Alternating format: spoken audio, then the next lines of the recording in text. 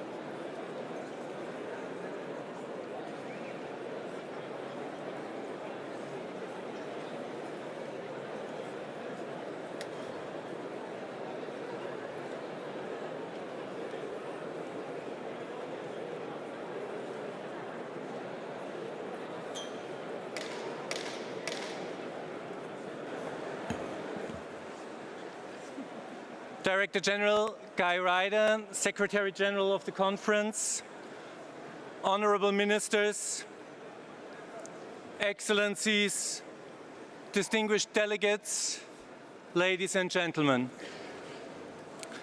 It is my honor as chairperson of the governing body of the International Labour Office for 2016 and 17 to declare open this 106th session of the International Labour Conference. May I also take the opportunity to extend to all of you a warm welcome to Geneva and to the conference.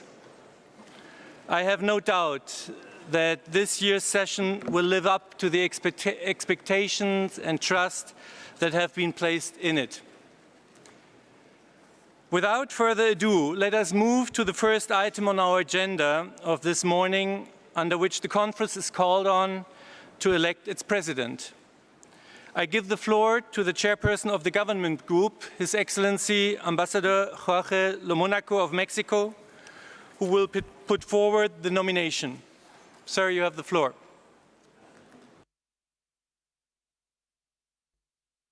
Señor embajador, es Rodrigo Morales de la Delegación de México. Hablando en nombre del grupo gubernamental, tengo el grato honor de presentar la candidatura de Su Excelencia, el licenciado Ernesto Carles Rudy, actual ministro de Trabajo y Desarrollo Laboral de la República de Panamá, al cargo de presidente de la 106ª Reunión de la Conferencia Internacional de Trabajo. El licenciado Carles Rudy cuenta con el apoyo unánime del grupo gubernamental para ser elegido presidente de la presente reunión de la conferencia. El licenciado Carles Rudy participa por tercera vez en la Conferencia Internacional del Trabajo. En junio de 2010 y junio de 2015, honró con su presencia a las 99 y 104 reuniones de la Conferencia en calidad de miembro de la delegación gubernamental de su país, la República de Panamá. En noviembre de 2014, tomó parte activa en las labores de la 322 reunión del Consejo de Administración de la Oficina Internacional del Trabajo.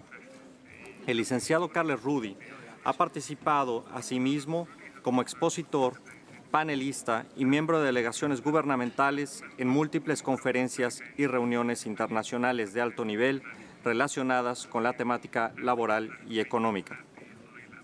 Es licenciado en Derecho y Ciencias Políticas de la Universidad Nacional de Panamá, posee un posgrado en Derecho Procesal y un profesorado en Filosofía y Ciencias Religiosas de la Universidad Rafael Landívar en Guatemala. Fue designado Ministro de Trabajo y Desarrollo Laboral el 14 de mayo de 2014 y en septiembre de 2015 fue elegido presidente pro tempore del Consejo de Ministros de Trabajo de Centroamérica y República Dominicana, cargo que ejercerá durante el bienio 2016-2017.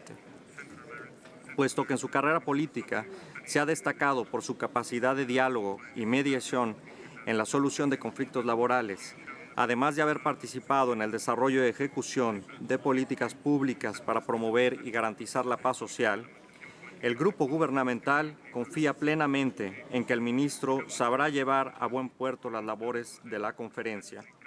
Por consiguiente, presento oficialmente su candidatura ante la conferencia. Muchas gracias.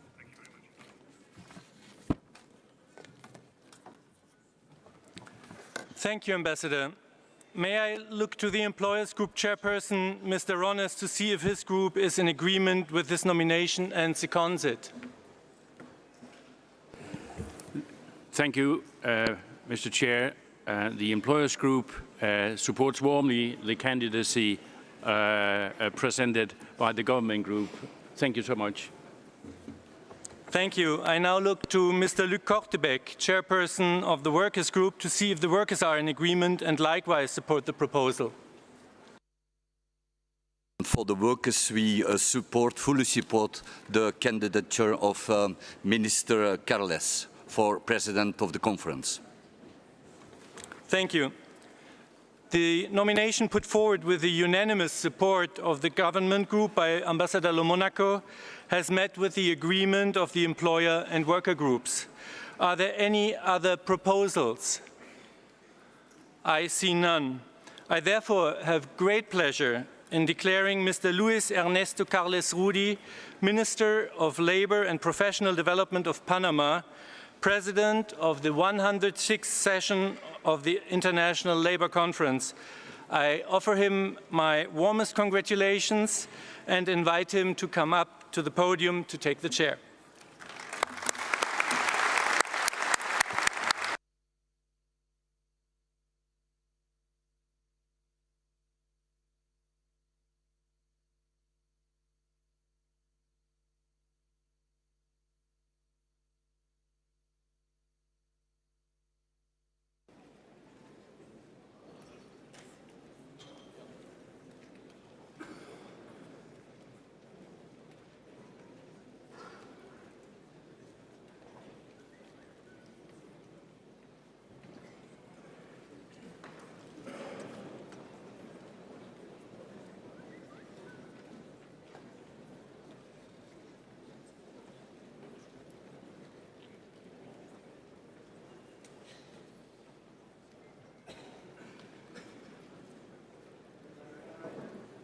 Director General de la OIT, honorables ministros y jefes de las delegaciones, representantes de los interlocutores sociales, excelencias, distinguidos delegados, damas y caballeros.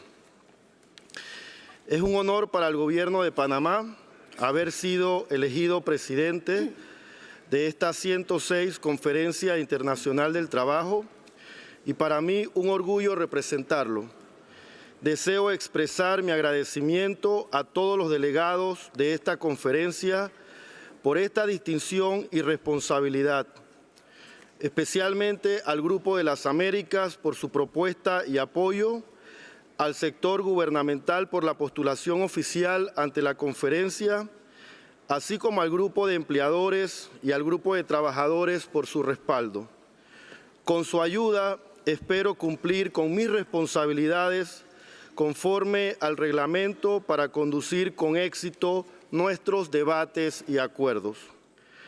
Permítanme expresarles unas breves palabras. Desde 1999, la OIT ha logrado actualizar su mensaje de justicia social bajo el concepto de trabajo decente, reafirmado en la Declaración sobre la Justicia Social para una Globalización Equitativa de 2008. Estamos convencidos que no podemos cumplir con este mandato sin tomar en consideración la sostenibilidad ambiental. En la memoria del Director General, Trabajo y Cambio Climático, la Iniciativa Verde hace un llamado a promover el trabajo decente y una transición justa de la fuerza de trabajo hacia economías y sociedades sostenibles. En consonancia con el Acuerdo de París y la Agenda 2030 de Desarrollo Sostenible, buscando un futuro climático estable para todas las personas que habitan este planeta. Otro elemento fundamental en la discusión sobre el futuro del trabajo será el tema de género. Hoy las mujeres no solo han asumido nuevos y determinantes roles en las transformaciones del mundo, la economía, la política cada vez más tienen un rostro femenino, pero nos falta no solo que la mujer llene cuotas, sino que se respeten sus capacidades y sus fuerzas para el trabajo. Ellas no piden dádivas, piden igualdad y que se les respete su dignidad. El director general Guy Ryder expresó el año pasado que debemos trabajar juntos a favor de una igualdad de género verdadera y del empoderamiento de la mujer en el mundo del trabajo. El trabajo decente para la mujer traerá consigo una vida decente para todos.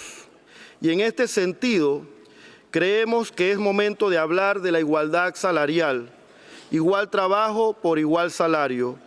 No podemos seguir tolerando una estructura en la que se mantengan las brechas entre hombres y mujeres. Debemos desmontar estructuras misóginas que se han concebido como naturales cuando han sido criadas por una sociedad que ha visto a la mujer en un rol secundario y subsidiario. De igual forma, reconocemos los esfuerzos que la OIT viene realizando en los debates de esta conferencia al tratar por segundo año consecutivo el empleo y trabajo decente para la paz y la resiliencia, con miras a la adopción de una recomendación que proteja los derechos de los trabajadores en estas condiciones. No olvidemos que la búsqueda de la felicidad del trabajador es la verdadera gloria del progreso. No puede haber progreso a costa de la pérdida de la dignidad del trabajador. No hay economía sostenible si la dignidad humana no se convierte en el principio fundamental de este desarrollo. En otro orden de ideas, un grupo particularmente vulnerable y excluido es el de los trabajadores migrantes. Precisamente en el orden del día de la presente conferencia se examinará el informe sobre migración laboral, nuevo contexto y desafíos de gobernanzas. Ello es una oportunidad para llevar a cabo una discusión informada sobre la gestión ordenada de la migración como fuerza positiva para el desarrollo sostenible. Asimismo lo reconoce la Agenda 2030. El trabajo decente es una aspiración universal y así se reafirma en el Objetivo de Desarrollo Sostenible número 8. El trabajo ha sido, es y previsiblemente será componente sustantivo del contrato social que sustenta la gobernanza de las sociedades. Por ello, los cimientos de la paz mundial se refuerzan al crearse más trabajo decente. Globalizar el trabajo decente es globalizar un modelo de desarrollo sustentable que pone en su corazón a la gente. El mensaje más humanizante que ha lanzado la OIT al mundo es que el trabajo no es una mercancía. El trabajo es un bien individual, social, económico y cultural, pero sobre todo el trabajo es humano. El compromiso del tripartismo, sustentado en el diálogo social, está en promover un trabajo libre, creativo, participativo, pero sobre todo solidario. Son cruciales los temas que vamos a tratar en los próximos días. A todos les deseo éxitos. Manos a la obra. Bienvenidos a Ginebra. Muchas gracias.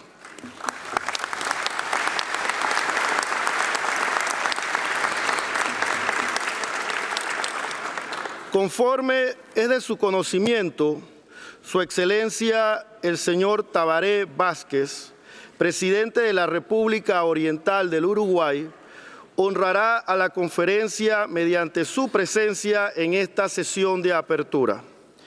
Su visita tendrá lugar en una sesión especial que celebraremos una vez que hayamos concluido algunas tareas administrativas, a saber, la aprobación de la composición de la conferencia y el establecimiento de las distintas comisiones mediante las cuales la conferencia lleva a cabo sus labores. En el marco de la reciente reforma de la conferencia, el Consejo de Administración solicitó a la oficina que se esforzara por reducir el tiempo dedicado a estas tareas, por lo que procuraré abordarlas de forma eficaz. La guía para la conferencia contiene explicaciones más detalladas sobre las funciones que desempeña cada órgano de la conferencia. Dicho documento se publicó en Internet hace varias semanas y quienes los deseen podrán solicitar un ejemplar impreso en el mostrador de distribución de documentos. Damas y caballeros, procedemos ahora a la elección de los vicepresidentes de la conferencia. Cedo la palabra a la secretaria de la mesa de la conferencia, la señora Dimitrina Dimitrova, quien dará lectura a las candidaturas propuestas por los diferentes grupos. Adelante, por favor, señora Dimitrova.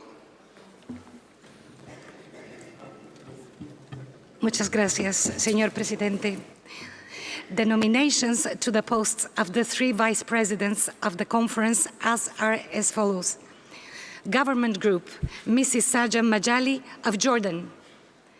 Employers Group, Mr. José María Lacasa Aso of Spain. Workers Group, Mrs. Mary Clark Walker of Canada. Si no hay objeciones, debo considerar que se aprueban estas propuestas. Aprobadas.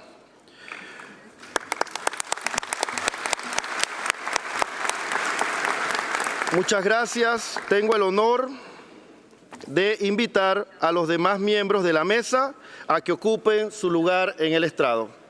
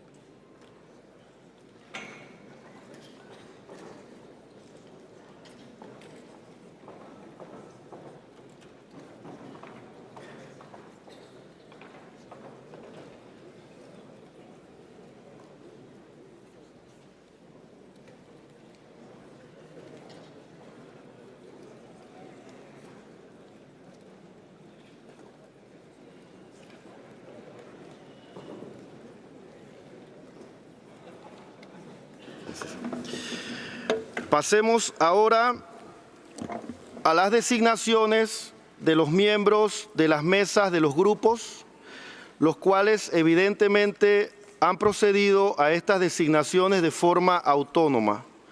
Señalo a su atención la pantalla situada detrás del estrado en la que se proyectan los nombres de los interesados.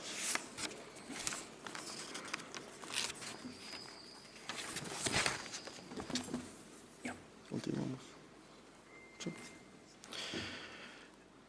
El siguiente punto del orden del día es la constitución de las comisiones permanentes y de las comisiones que deben examinar los puntos inscritos en el orden del día de la conferencia. Trátese este año de las siguientes comisiones: la Comisión de Proposiciones, la Comisión de Verificación de Poderes, cuya composición figura en la pantalla ubicada detrás del estrado, la Comisión de Aplicación de Convenios y Recomendaciones, la Comisión para la Migración Laboral, la Comisión para el Empleo y Trabajo Decente para la Transición a la Paz y la Comisión para la Discusión Recurrente sobre los principios y derechos fundamentales en el trabajo. La composición inicial de las comisiones, tal como la propusieron los grupos, se comunicó a los delegados mediante la publicación en el sitio web de la conferencia de las actas provisionales número 4. La Comisión de Representantes Gubernamentales sobre Cuestiones Financieras está integrada, como su nombre lo dice, por todos los delegados gubernamentales que participan en la conferencia. Por consiguiente, no es necesario inscribirse para participar en sus labores. Si no hay objeción alguna, debo considerar que se aprueban estas propuestas. Han sido aprobadas. Muchas gracias.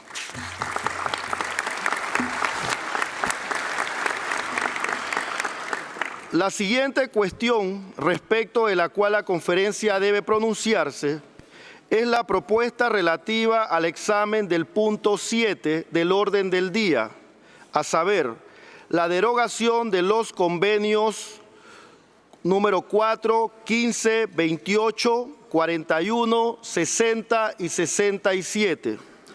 Se ha sugerido que la conferencia tal vez estime oportuno referir esta cuestión a la Comisión de Proposiciones. ¿Puedo considerar que la conferencia acepta esta propuesta?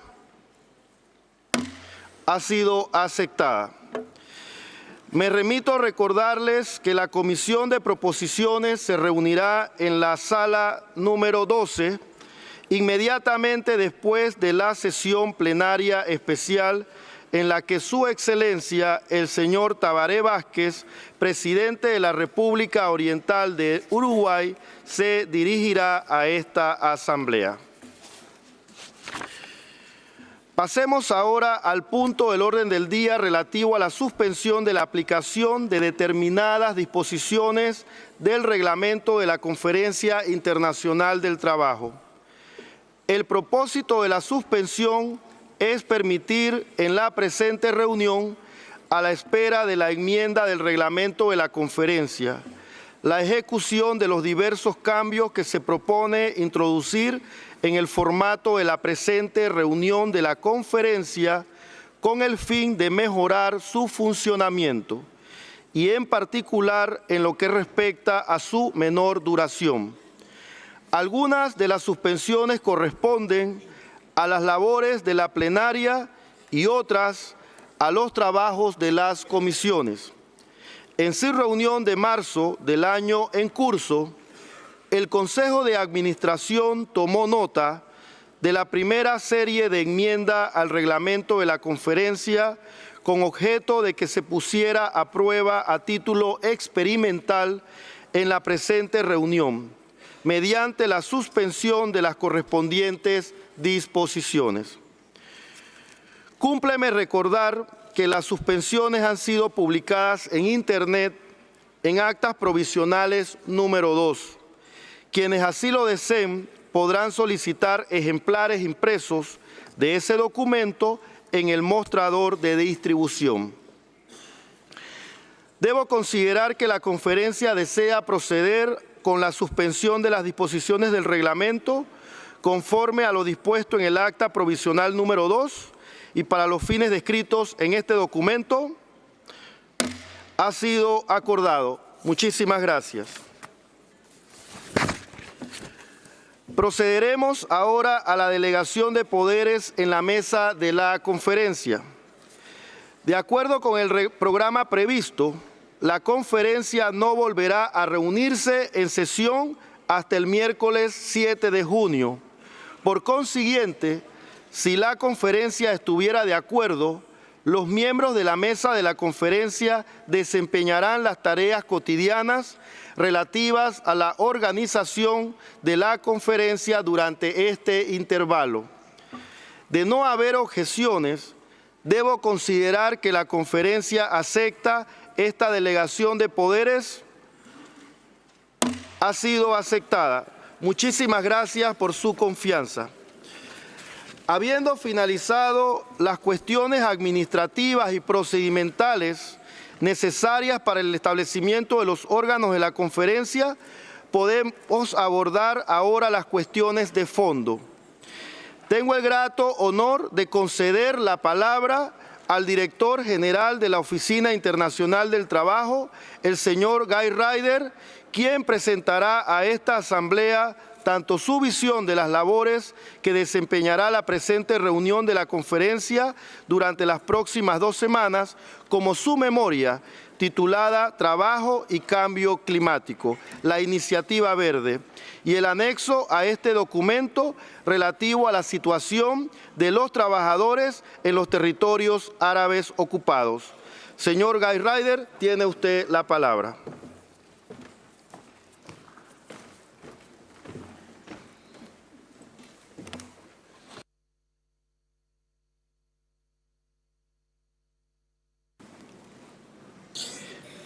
Mr. President, delegates, ladies and gentlemen, let me begin, Mr. President, by congratulating you on your election. At the ILO, we know you very well. We know your professional and your personal qualities, and so we know that we are in very good hands for the next 2 weeks. And I extend my congratulations, of course, also to your excellent Vice Presidents. And let me welcome you all, the representatives of governments, of workers and of employers, to this unique annual assembly, to this 106th session of the International Labour Conference. I know that you all invest heavily when you come to this conference.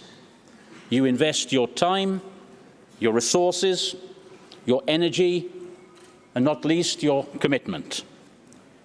And it is the responsibility of my colleagues and I to make sure that you are enabled to draw the greatest return on that investment.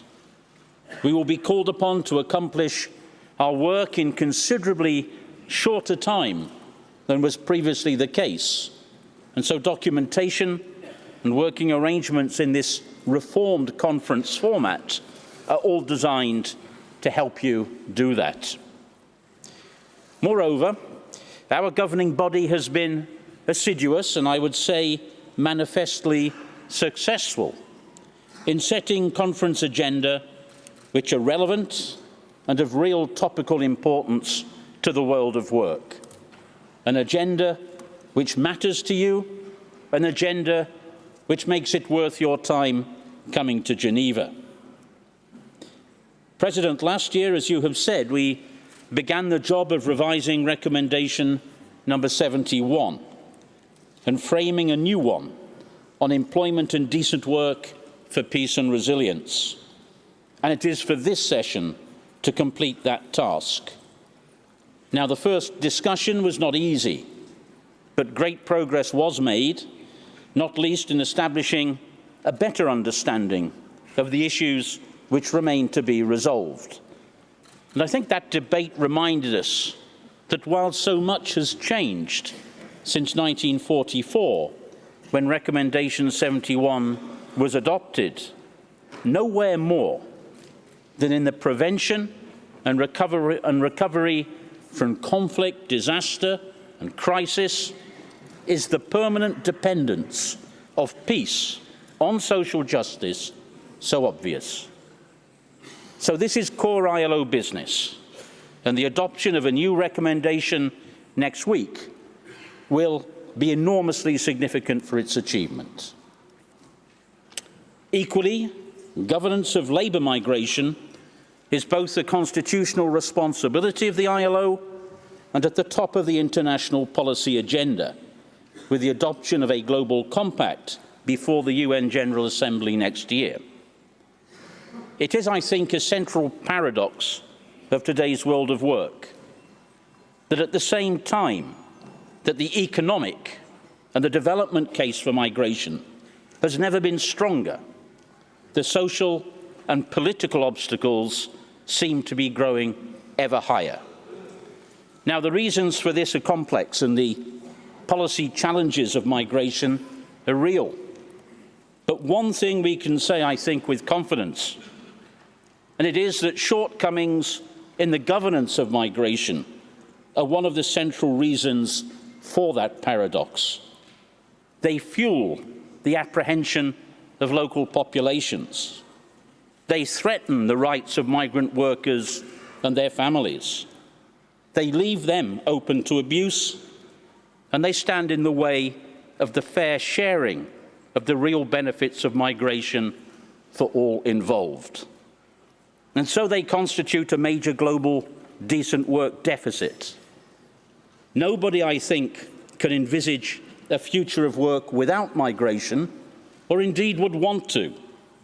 But everybody is needed to build governance that makes migration safe, orderly, and regular. And our opportunity for that starts here. It starts at this conference. Recurrent discussions on strategic objectives of the Decent Work Agenda under the 2008 Declaration on Social Justice for a Fair Globalization have become a regular feature of conference agenda, and through learning, and particularly through last year's review process, I think we're making them increasingly effective. And this year, the theme is fundamental principles and rights at work. And there is no other subject, none, that goes so directly to the heart of the ILO's mandate and indeed our very identity. On respect for these rights, the practice of tripartism, even the conduct of this conference, depends entirely. And the ILO's member states, through the Declaration of 1998, have recognized explicitly their own responsibilities to respect and to advance the principles that underpin human rights at work. And yet, the painful reality is that we remain a considerable way away from that goal that we have set ourselves of universal ratification of the conventions concerned, and still further from their universal application. We know where the obstacles lie.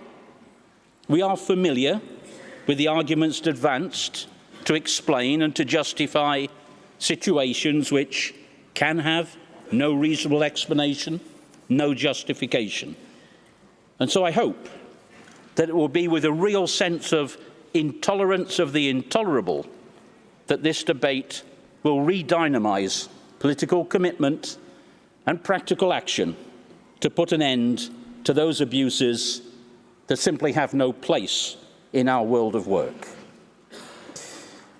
President, each year, a central part of the work of this conference is the key supervisory role of the Committee on the Application of Standards. It is essential to any positive outcome of this session or any other that the work of that committee is carried out successfully and in full. And the experience of the last 2 years gives every reason for confidence that this is what will happen again this time. But as on those occasions, this is going to require the efforts of all groups and their common commitment to produce results through the tripartite search for consensus that has to inform everything that is done at the ILO. And allow me to underline that the success of the Committee on the Application of Standards is equally essential to the broader progress of the ILO's Standards Centenary Initiative, and that extends well beyond the deliberations of the next 2 weeks, and is being carried forward in the governing body in particular. Indeed, the breadth of the issues concerned is reflected in the opportunity that this conference has to abrogate or to withdraw 6 conventions which, by common agreement, make no useful contribution to the work of the organisation. So you will see there's an enormous amount at stake here. President, as I've said, the wise choice of agenda items is the fruit of the wisdom of the ILO's governing body. It is nevertheless for the Director General to choose, with whatever wisdom he may have, the theme for his own report to the conference. For the last 4 years, I have tried to present reports on issues of central importance to the ILO for plenary debate, and to make use of the outcomes of that debate to give real strategic direction to our organisation. If I remind you that the 4 subjects dealt with in that period have been the ILO in its centenary, migration, the future of work, and the 2030 Sustainable Development Agenda, then I put it to you that there is plenty of evidence that this approach has paid off. So this year's report is presented in the very same spirit. It's about the ILO's Centenary Green Initiative, the contribution that the world of work can and must make to a just transition to an environmentally sustainable future. The need for that contribution is founded on the near universal recognition that climate change is real and is the result of human activity, and that the overwhelming proportion of that activity is work or is work-related. From that proposition, it seems to me that it is only logical that the representatives of governments, employers, and workers gathered here have both collective responsibilities and common opportunities to move forward this green initiative.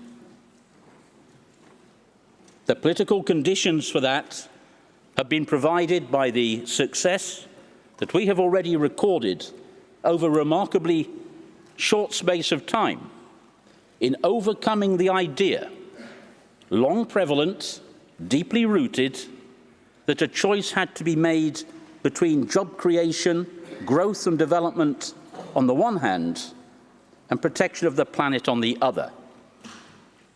Ladies and gentlemen, that is now seen as a false choice. It has given way to a strong tripartite consensus in this organisation that the pursuit of decent work opportunities for all and of environmental sustainability can and must advance hand in hand. That is the logic of the UN's 2030 Sustainable Development Agenda. That is the meaning of just transition as contained in the 2015 Paris Climate Change Agreement. And it's a key challenge for the ILO and for its tripartite constituents as the ILO approaches its centenary. And nothing will more clearly distinguish the first 100 years of the ILO's history from the second than the necessary greening of the world of work. And the report that I have placed before conference highlights the potential for greening of production to be a powerful engine for decent work creation and strong and balanced growth and development. And this is not just theory, it's already happening. But at the same time, my report does not gloss over the real policy challenges of this just transition. Yes, there will be major disruption. Yes, jobs will be lost as well as gains, and the new ones will not always be available to the same people in the same place at the same time as the jobs lost, and nor will they necessarily require the same skills. And all of this is to say that the decent jobs of the future will not be green by definition, they will be green by our design.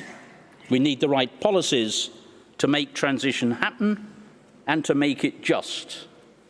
And like any other process of change at work, that will require the combined efforts of government, of employers, and of workers through social dialogue. Today, the Paris Agreement and the national commitments made under it, together with the 2030 Agenda, provide unique opportunity to translate the tripartite consensus that we have constructed into large-scale practical ILO work with our member states, for them to trace out and to travel the path of just transition in accordance with the goals that they have set themselves.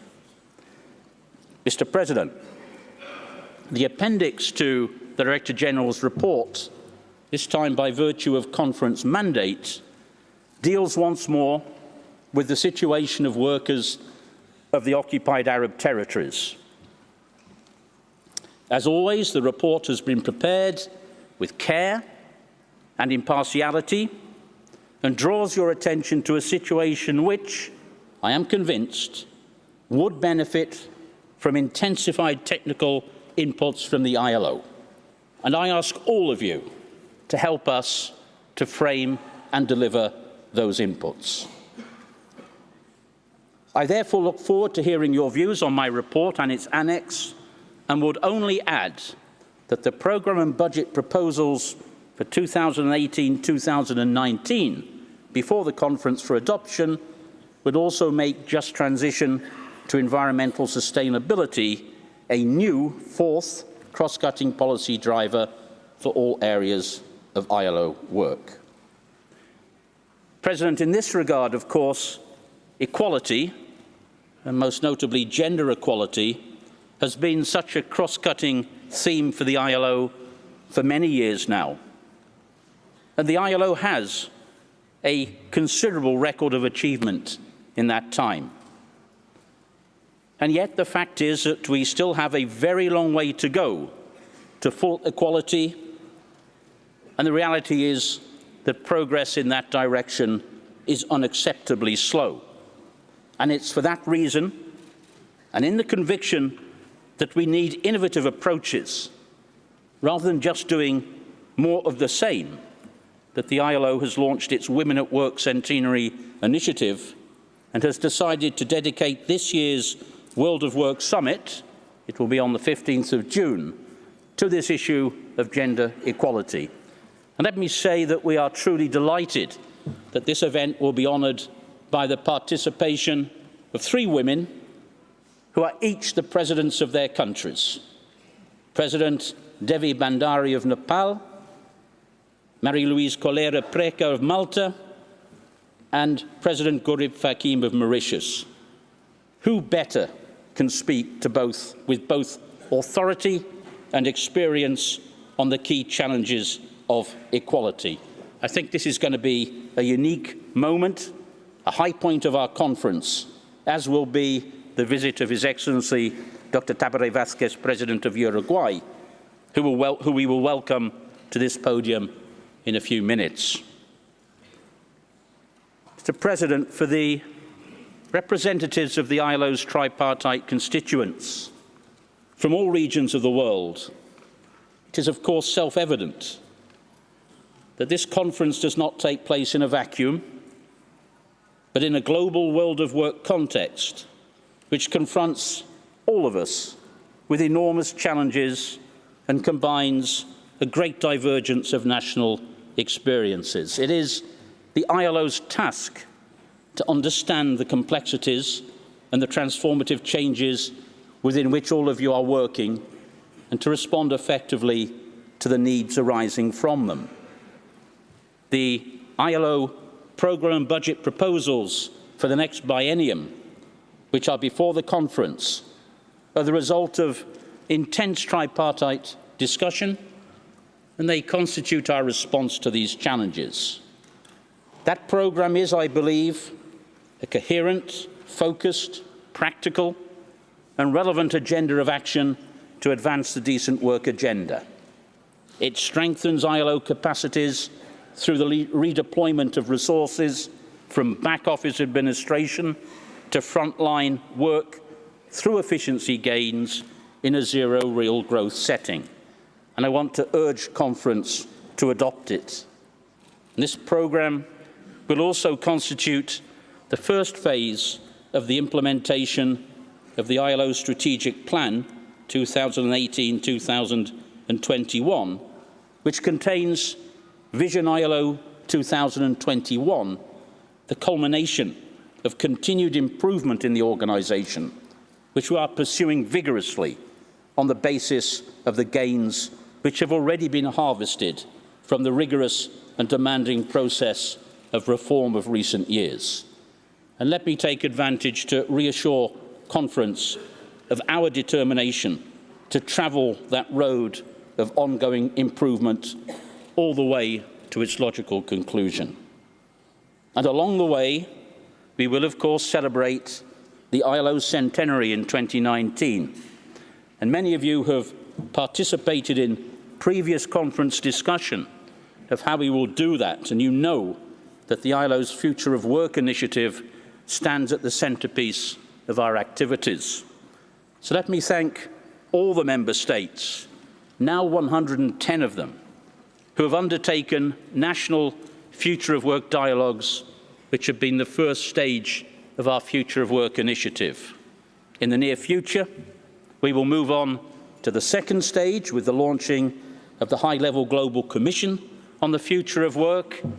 And let me already set you a rendezvous for exactly 2 years from now for the third and final stage, which will be the 108th session of the Centenary Conference of the International Labour Conference, which will be the culminating moment of our Centenary Initiative.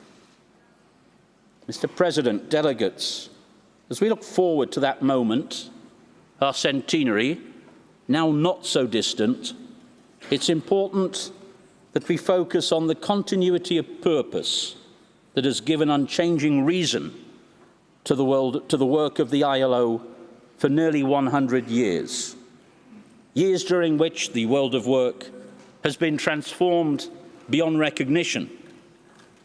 It is the pursuit of global social justice, and through it, the preservation of peace in the world. I think it's a useful exercise as we start our conference to pick up a copy of the ILO Constitution and to read, or maybe reread, its preamble and the Declaration of Philadelphia. It will take you only 1 minute or two. And I would challenge any one of us not to be inspired by the beauty of its language and by the compelling power and humanity of its ambition. I do not think that anybody here would dissent from its content. But at the same time, I ask myself if all of us would be able today to come together to frame and adopt these very texts were we called upon to do so. It's a question worth asking. Does it really have to take the experience of global conflict, with all of its horrors, to lift us to the heights that were scaled by those who drafted these historic texts in 1919 and in 1944. Are their achievements beyond our own reach and capabilities? I don't think that that should be the case. At a time when tension and conflict is on the rise around the world, when inequalities have become intolerable, when denial of social justice is so widespread, when basic principles of international cooperation are being called into question, and the practice of multilateralism is coming under strain, we can call upon the example of the history of our own organization to lift us to meet our responsibilities. But in the end, the responsibilities are ours. Remember, the ILO was the very first building block in the edifice of the global multilateral system, a system that was later torn apart by the rise of authoritarianism, terror, and war. And yet the ILO survived. It survived because of visionary leaders, but mostly because the cause of social justice is not easily extinguished by the vicissitudes of history, nor the negligence of the disinterested, nor the egoism of blind self-interest. It survived because by working together, governments, employers, and workers produce something stronger, something more enduring than any of them can do on their own. President, there is remarkable resilience in the cause of social justice, and it finds its strongest vehicle in the successful practice of tripartism, which means all of you. So I hope that we will go about the important work of this conference in this spirit, with this sense of responsibility, and with the ambitions that our circumstances surely demand of us. I thank you for your attention.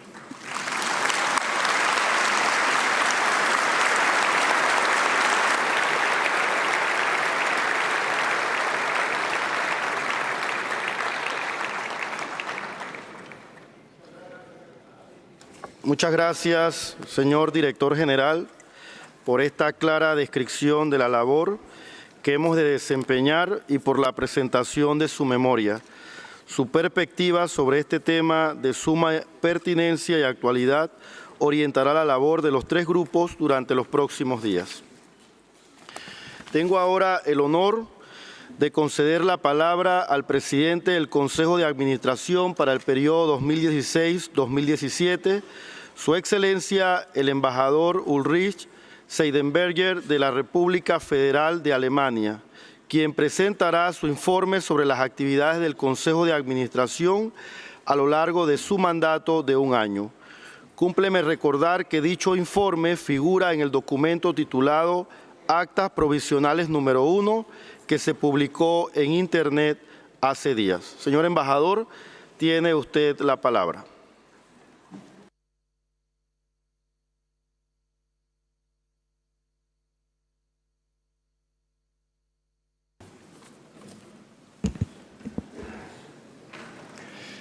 Many thanks, Mr. President. Mr. President, Director General, honorable ministers, distinguished representatives of governments, employers, and workers, ladies and gentlemen. I'm honored to present to you my report of the work of the governing body during my period as chairperson from June last year to the present date. This report, contained in Provisional Record Number 1, is to be discussed in plenary under Item 1 on the conference agenda. Every effort has been made to keep the report as short as possible, but the governing body agendas, especially in November 2016 and March 2017, were not light and covered a very wide range of issues. It is also perhaps particularly a posit to point out at this session of the conference, during which the composition of the governing body is to be renewed, that this is the only moment at which the full membership of the organization is given a briefing via my report of all the work done by its governing body over the previous year. As I mentioned at the beginning of the report, for anyone who wishes a fuller account of the governing body's work, the ILO keeps very clear and concise minutes of all its governing body's discussions, and these are available on the website. I shall therefore limit my remarks to highlighting aspects of the governing body's work. One of the most important actions taken by the governing body in November last year was to elect its Director General, Guy Ryder, for a second term as Chief Executive Officer of the International Labour Office. This election clearly showed that the organization has full trust in the direction in which Mr. Ryder is leading it, and I should like to offer him once again my warmest congratulations.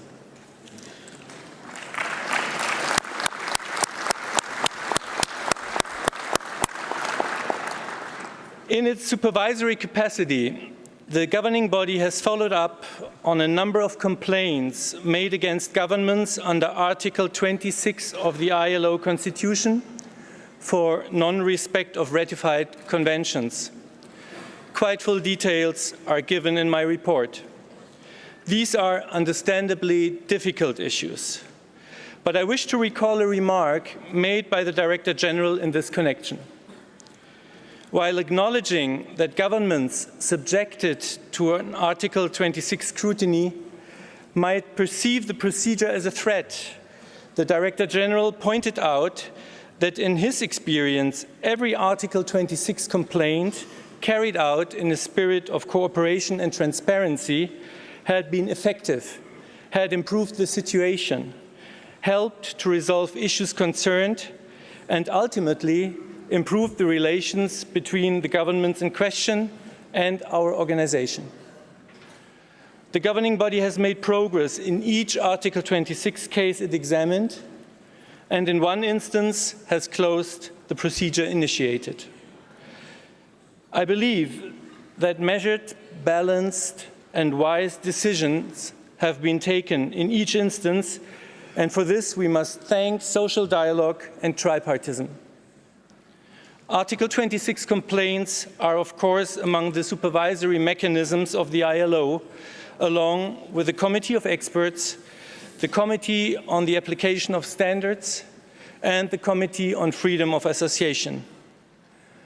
The organization is in the process of reviewing the operation of this mechanism under the umbrella of the so-called Standards Initiative launched by the Director General in 2013 and in the context of the so-called Standards Review Mechanism. In this regard, I report on implementation of the Standards Initiative and, in some detail, on the second meeting of the Standards Review Mechanism Tripartite Working Group. Improvements have been made, and there are certainly more to come. I am convinced that the Standards Initiative will lead to a more coherent supervisory system and corpus of labor standards.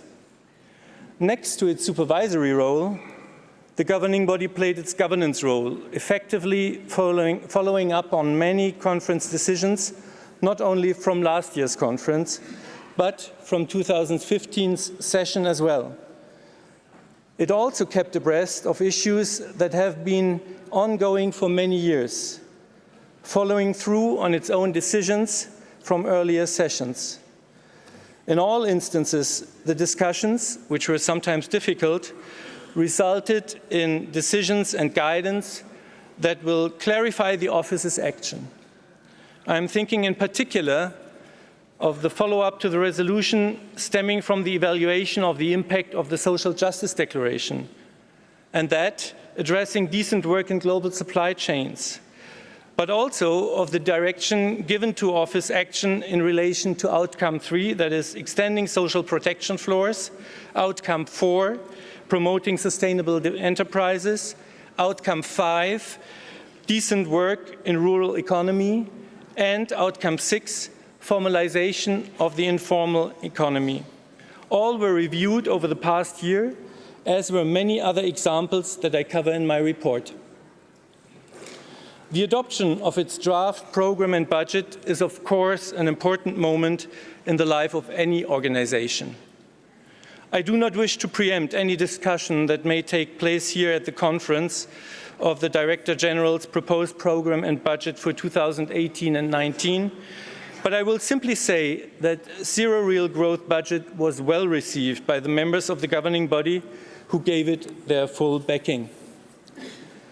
Over the past year, the governing body continued to fine-tune the arrangements put in place for the conference in its two-week format. Much effort has been put into this reorganization, and I hope that you, the guinea pigs as it were, find these successful. The process of reform of the conference is of course shared by all constituents and ILO staff alike. Please let your opinion be known if you have further improvements to suggest. Next to the supervisory role and the governance role, politics naturally runs through all sections and segments of the governing body, but its high-level section can be perceived as its most obviously political element. In March, the high-level section was convened for a discussion on ways in which the pursuit of decent work could support countries to achieve the Sustainable Development Goals. This was a very lively and interesting discussion, which benefited from a presentation by the current president of ECOSOC, His Excellency Ambassador Frederick Makamuri-Shava of Zimbabwe. Again, I give details of the debate in my report, and here I would only add that this discussion, as it progresses, will be central to ILO action over the years to come. It is critical to the success of the 2030 agenda that multilateral action should be framed coherently around the SDGs and that the SDGs be integrated into the programs of each agency. My personal perception, with my experience of a fair range of multilateral institutions, is that the ILO has gone further in integrating the SDGs than many other organizations at this point in time. And that leads me to my last point. As I said, I have experience of the operation of a number of United Nations agencies and bodies, but before last year, frankly, no knowledge of the ILO. Today, as I prepare to stand down as chair of the governing body, I have to tell you that the ILO is genuinely different. The tripartite dialogue gives the discussions a completely different dynamic, one for which I was honestly not entirely prepared at the beginning, but for which I have developed strong feelings in the course of the past year. If the governing body has worked successfully during my tenure as chair, and I hope and I believe it has, this is largely due to my employer and worker counterparts, or as I should rather call them, my tripartite partners, Jürgen Ronest and Luc Kortebeck. Their skill at unifying their groups, their ability to see all parties' points of view, their willingness to work for an agreement and ultimately to achieve consensus has constantly impressed me and helped me tremendously in carrying out my duties as chairperson. If I mention this particularly now, it is because both Jürgen and Luc are standing down from their posts as employer and worker vice chairpersons of the governing body, and I wanted to take this last opportunity of thanking them publicly for their dedication and commitment to our organization and for their friendship and assistance to me personally. Jürgen and Luc, gentlemen.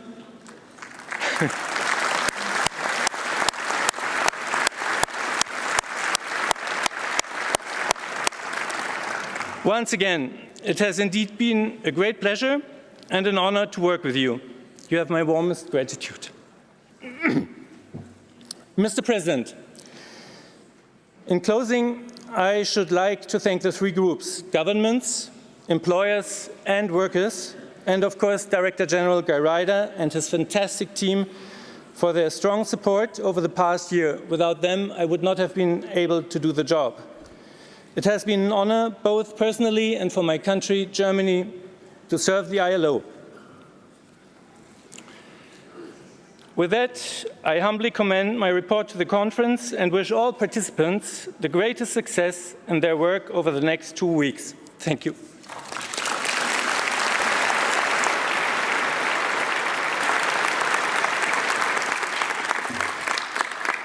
Muchas gracias, señor embajador, por el contenido de este informe al que efectivamente me adhiero. Conforme en él se refleja, el Consejo de Administración ha examinado múltiples cuestiones graves y delicadas, por lo que cabe reconocer la ardua labor de sus miembros, quienes a pesar de ello lograron alcanzar el consenso tripartito respecto del camino a seguir. En nombre de todos los participantes de la conferencia aquí presentes, le extiendo mis más sinceras felicitaciones por el éxito alcanzado en el desempeño de sus funciones en calidad de presidente del Consejo de Administración y por la forma en que ha sabido orientar favorablemente los debates de este órgano rector. Felicito asimismo a sus colegas, los vicepresidentes, empleador y trabajador, y al Consejo de Administración en su conjunto. Muchas felicidades, Excelencia, y muchas gracias por el profesionalismo y la dedicación con los que ha ejercido su cargo a lo largo de los últimos 12 meses. Procederemos ahora a escuchar las alocuciones de apertura de los portavoces del Grupo de los Empleadores y del Grupo de los Trabajadores, quienes presentarán las perspectivas de sus respectivos grupos respecto de la labor de la conferencia. Concedo la palabra al señor Maguagua, portavoz del Grupo de los Empleadores.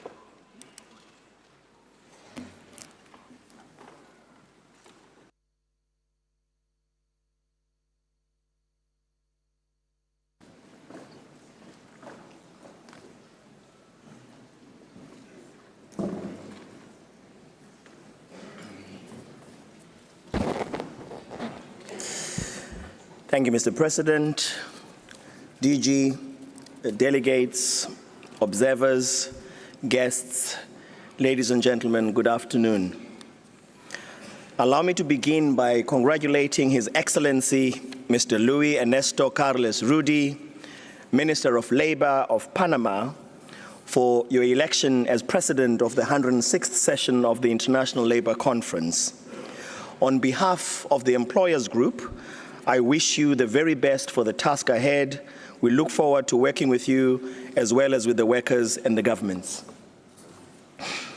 The International Labour Conference is the largest tripartite forum bringing together employers, workers, and governments all around the world. We also count on high-level policymakers, practitioners, and experts in the field of employment, industrial relations, and social policies, which represents quite a unique mix of talent. We have proved to be productive if you look at the number of outcomes produced in its almost 100 years of existence. These outcomes enjoy the important strength of the widest tripartism. Employers have been clear on the need to ensure that the ILC is current in its approach to guarantee its relevance in today's world. The 2 weeks format will, for the third year and despite all the difficulties, reinforce our credibility and efficiency. To continue being successful, though, we want first to insist on our joint responsibility to assure good time management in our discussions. I will turn briefly to the items on this session's agenda. We come to the discussions of the Committee on the Application of Standards, the CAS. With the satisfaction of having strengthened its value, several steps were taken in the last 2 years to achieve what we have now, including but not limited to growing ownership in the way conclusions are drafted, strengthening clarity on what the areas of consensus are, as well as allowing constituents to freely express and reflect their different views while simultaneously keeping a keen eye on the guidance of the Committee of Experts. We will keep expressing our divergent views. It is important to note that employers and workers have also acted with a sense of commitment and responsibility to achieve a timely agreement on the list of cases. All these efforts have been of great value, even though, admittedly, many areas are yet to be traversed to make substantial progress. Improvements towards the better running of this crucial committee cannot be viewed in an isolated manner, though. They are intrinsically linked to the functioning of the overall ILO standards supervisory system. Employers expect to achieve a positive output of the ILO Standards Initiative, which deals with the improvement of other supervisory tools, such as the Committee of Freedom of Association or Article 24 procedures. Workers and employers provided a joint position during the last ILO GB, and many governments also expressed their willingness to engage in this process. We now need to honor our commitments. A general discussion on migration will take place in this session. Employers have been defending this item as highly relevant for the credibility of the ILO. We need to be up to the complex challenges that new migration phenomena raise to the world of work. A great deal of ambition is necessary for the ILO to become a leading UN agency on this area.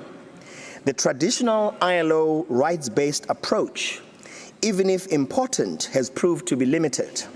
Around the world, there is a tremendous global mismatch of worker skills with the needs of the labor market. This is caused in part by demographic realities and by a very weak alignment of both educational and lifelong learning systems with business needs. We are convinced that better qualifying migrant workers will be a key piece of maximizing global economic opportunities of migration. It will also help to overcome unfounded fears and prejudices with regards to migration. Working with the private sector through employers and business organizations will be crucial. Building efficient public-private partnerships will help enormously. Strengthening capacities of labor market and educational institutions in collaboration with the private sector will also benefit migrant workers. We expect that the outcome of the ILC discussions will effectively enable the ILO to take this practical approach and will reinforce the leadership that it deserves. A robust practical approach is also required to guide the recurrent discussion on fundamental principles and rights at work. Recurrent discussions need to be improved to achieve a better understanding of the diverse realities and needs of constituents. We still suffer from an implementation gap on fundamental principles and rights at work. Despite the progress made in many areas, especially in the eradication of child and forced labor, we should do much better to tackle unacceptable situations. The ILO report notes that in 2012, 21 million people were victims of forced labor, of whom 5.5 million were children. Despite a total reduction of almost 1/3 in the worst forms of child labor in 2012, 168 million children remained in child labor. Freedom of association and basic non-discrimination principles are still far from being realized in law, in practice in many countries. We need to be realistic and honest. We will waste our time if we spend same having repeated discussions on controversial topics which do not add value. The world is oversupplied with conventions, standards, frameworks, tools, and initiatives, and we must be careful to resist theoretical and ideological discussions for the sake of it. International organizations also have a tendency to promote competing and cumbersome agendas that do not achieve the policy adherence in reality that we need. We need to better understand what programs and what action the ILO and its constituents have taken to fight against forced and child labor, how effective different initiatives have been to prevent workplace discrimination, or what measures have been brought the maximum impact to make freedom of association a reality, what has worked, what has not, and what lessons we can learn for the future to provide clear, specific, and achievable practical suggestions. The employers group actively supported the inclusion on the agenda of the revision of Recommendation 71 on employment and decent work for peace and resilience, as we believe that an update of this instrument could help to strengthen the impact and authority of the ILO. The international community has a number of challenges when war and disaster strike, many of which are at the core of the ILO mandate, such as the loss of employment, skills through migration, or the breakdown of social cohesion. And to face those challenges, an enabling environment for businesses to be sustainable will be decisive. The role of the ILO's development cooperation in fragile states will again come into particular focus in this discussion. We need to agree on how we can do better using ILO expertise. But let me be clear. Last year, workers and employers worked well together in finding convergence. We call on governments to avoid debates which will risk the achievement of a consensual and practical outcome in such an important topic. Allow me to... It's okay to applaud.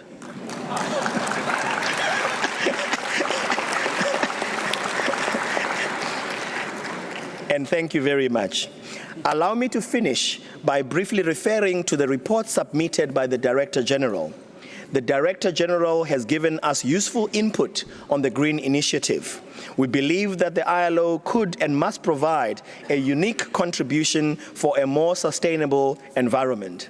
I will refer to two drivers of success in our influence. First, attitudes matter more than ever before, and social partners can efficiently help to transform behaviors at the workplace. Second, the ILO needs to play a much more relevant role in supporting constituents to meet skill demands in the transition to greener economies. We also appreciate the submission of the ILO draft program and budget, which was already discussed in the governing body. Employers would like to reiterate and share their request for a future mixed model budget from an operational and strategic point of view, one that would enable constituents to better appreciate how the figures are calculated and where the resources go. This would help strengthen ownership, monitoring, and accountability. Thank you very much for your attention. Muchas gracias, señor Maduaba. A continuación, cedo la palabra al portavoz del Grupo de los Trabajadores, el señor Luc Kortebek. Adelante, por favor, señor Kortebek. Thank you, Mr. President and Vice Presidents of the Conference, Secretary General, President and Vice President of the governing body, and I thank you for the very nice words and also for the very good cooperation, Ulrich and Jürgen. Thank you for this. Delegates, ladies and gentlemen, let me congratulate President Carles and the three Vice Presidents for their elections. At the beginning of this conference, I wish to touch on the items on our agenda and some of the workers' group priorities. The Committee on the Application of Standards has an essential constitutional task to undertake. In too many countries, the realization of decent work and social justice remains jeopardized by violations of labor rights, particularly those enshrined in Convention 87 and 98. The discussion in this committee are therefore of crucial importance. they show that ratification has to go hand in hand with a commitment by member states to give effect to conventions they have voluntarily ratified. And I'm confident that workers and employers will come up with a short list of cases and that the committee will adopt consensual conclusions that will help redress rights abuses. We trust that in 2 weeks, the conference will adopt a recommendation in line with existing ILO standards and other relevant international instruments, providing comprehensive guidance on placing decent work and social dialogue at the heart of peace-building initiatives, reconciliation and rebuilding, as well as conflict prevention. Priorities for our group include the coherence of labor approaches with humanitarian, human rights and development responses to crisis, the recognition of the key role of the public sector in crisis responses, the need for the instrument to better reflect the responsibility of business to conduct human rights due diligence to address adverse impacts of their operations, and the need for the recommendation to cover all forcible displaced persons in addition to refugees. The Workers' Group welcomes the discussion on migration. Debates on migration are often characterized by controversy and negative rhetoric. Even where there are evident labor market needs for migrant workers, restrictive migrant policies based more on public misperceptions and xenophobia than actual evidence create an environment that hinders sound international cooperation on migration governance. For labor migration to work for all, priority must be given to decent work, the protection of migrant workers' rights, including the right to freedom of association and collective bargaining, the application of the principle of equal treatment, non-discrimination and effective access to justice and remedy. ILO conventions on migration provide an essential framework to promote fair migration, and their ratification and implementation should be actively pursued.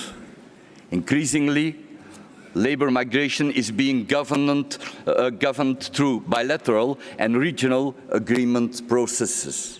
This agreement should build on rather than substitute for the adoption and implementation of national laws, consistent with relevant international labor and human rights standards. The Office report rightly addresses the abusive practices that characterize parts of the cross-border recruitment industry.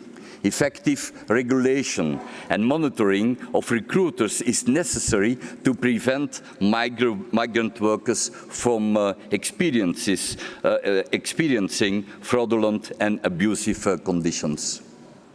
The discussion of the committee offers a unique opportunity to discuss the gaps and challenges that exist in the area of fair recruitment.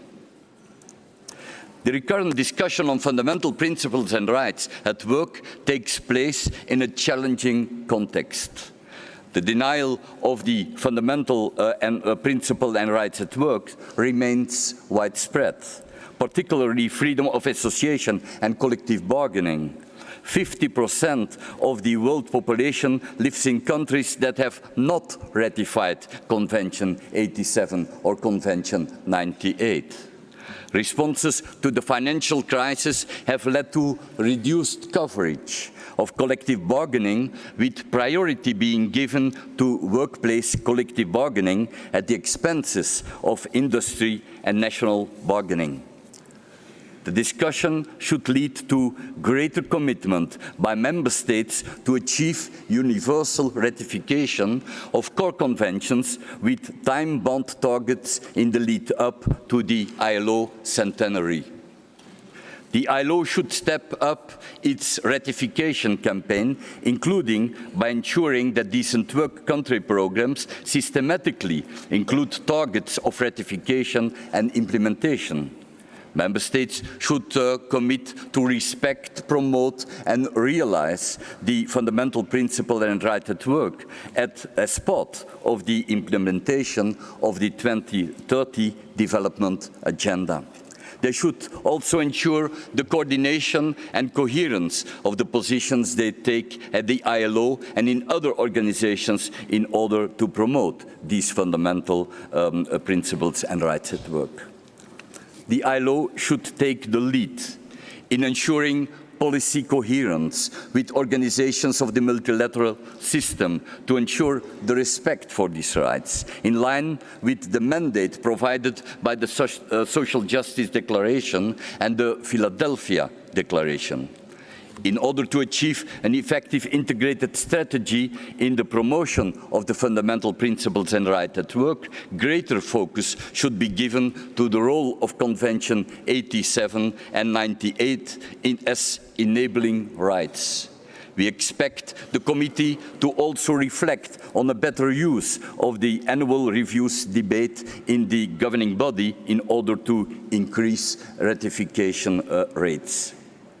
This year, the conference will be called upon to adopt the programme and budget for the next biennium. After the good debate at the March governing body, I am confident that the programme and budget will be adopted. Our group looks forward to the discussion of the DG report on work in a changing climate, the Green Initiative. And let me also thank the Director General for his report on the situation of workers of the occupied Arab territories. While the peace process is at a standstill, the occupation has expanded, making the living and working conditions of Palestinians extremely difficult. Unemployment has reached record levels, with youth and women beyond the hardest hit. Serious efforts must be exerted to bring occupation to an end, with the establishment of an independent and viable Palestinian state, living side by side with Israel in peace and security, and where decent work and social justice can become a reality for Palestinian workers. I wish you all a fruitful conference, and let us be ambitious in the result we will achieve. I thank you for your attention.